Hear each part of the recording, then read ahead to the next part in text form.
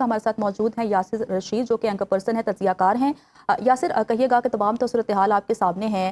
جیسا کہ نائلہ صاحبہ بھی کہہ رہی تھی کہ ایسا لگتا ہے کہ بھئی ابھی معاہدہ طے پا جائے گا دونوں ملکوں کے درمیان اور امن قائم ہو جائے گا، لیکن پل بھر میں ہی صورتحال تبدیل ہو جاتی ہے اور ایک دوسرے پر حملوں کا سلسلہ شروع ہو جاتا ہے۔ اس تمام تو صورتحال کو کس طرف جاتے ہوئے آپ دیکھ رہے ہیں؟ اس پورے منظرنامے پہ آپ یہ دیکھیے کہ دونوں کے پاس اس وقت آپشنز کیا ہیں، یعنی دو فریق ہیں، ایک وہ طاقت جس نے حملہ کیا، دوسری وہ طاقت جس نے حملے برداشت کیے اور ریٹیلیٹ کیا۔ اب اس کنڈیشن میں جس نے حملہ کیا اس کو تو حملے کے جواب کے اندر اپنی جو فتح یابی چاہیے، وہ فتح یابی اسے ملی نہیں، اور بین الاقوامی سطح کے اوپر اس کے بارے میں نیریٹو یہ پایا گیا کہ اس نے ایک ایسے ملک کے اوپر حملہ کیا ہے جہاں پہ 85 سال سے زائد کے بزرگ کو شہید کیا گیا، بچیوں کو شہید کیا گیا، ان کے انفراسٹرکچر کو نشانہ بنایا گیا، اور بعد میں انہی کے ساتھ ٹیبل کے اوپر بیٹھ کے مذاکرات کیے جا رہے ہیں، کیونکہ جب یہ مذاکرات یا ایم او یو کی جو شکیں تھیں ان کا ڈیسائیڈ ہونا تھا تو اس کے اوپر امریکی میڈیا نے ڈونلڈ ٹرمپ کے بارے میں کیا بات کی، وہ یہ کی کہ یہ معاہدہ جو کیا گیا ہے یہ دباؤ کے اندر کیا گیا ہے، امریکہ کے پاس اور کوئی آپشنز نہیں تھا۔ تو اس معاہدے نے یہ اعلان کیا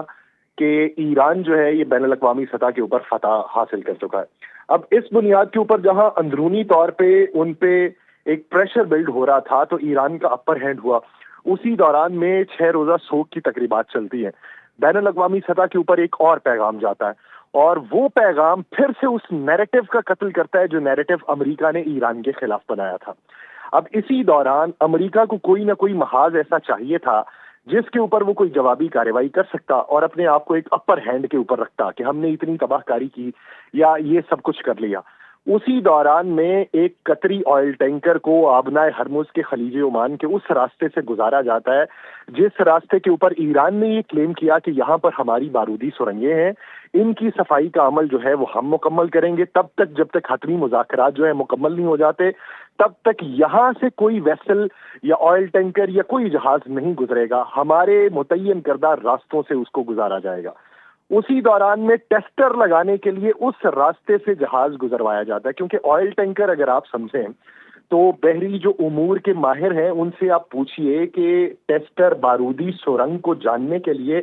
سب سے بہتر کس جہاز سے لگایا جا سکتا ہے، تو وہ آئل ٹینکر سے لگایا جا سکتا ہے، کیونکہ آئل ٹینکر کا وزن بہت زیادہ ہوتا ہے، یہ شیلو واٹر والا ایریا ہے، اور آئل ٹینکر جتنا پانی کے اندر دھسے گا تو وہ 3 اقسام کی جو بارودی سرنگیں ہیں اگر وہ کوئی نہ کوئی اس سے ٹکرائے گی تو وہ الزام تو ایران کے اوپر جانا تھا کہ ایران نے یہاں سے انہیں گزارنے کی اجازت دی، اور اگر وہ نہیں ٹکراتا تو اس کے اوپر ایران نے ڈیفینیٹلی حملہ کرنا تھا۔ اب اس سچویشن کو ایک ٹیسٹ کیس بنا کے وہاں سے گزارنے کی کوشش کی گئی، اور پھر اس کے بعد جو ہوا اس پہ ذرا توجہ رکھنے کی ضرورت ہے۔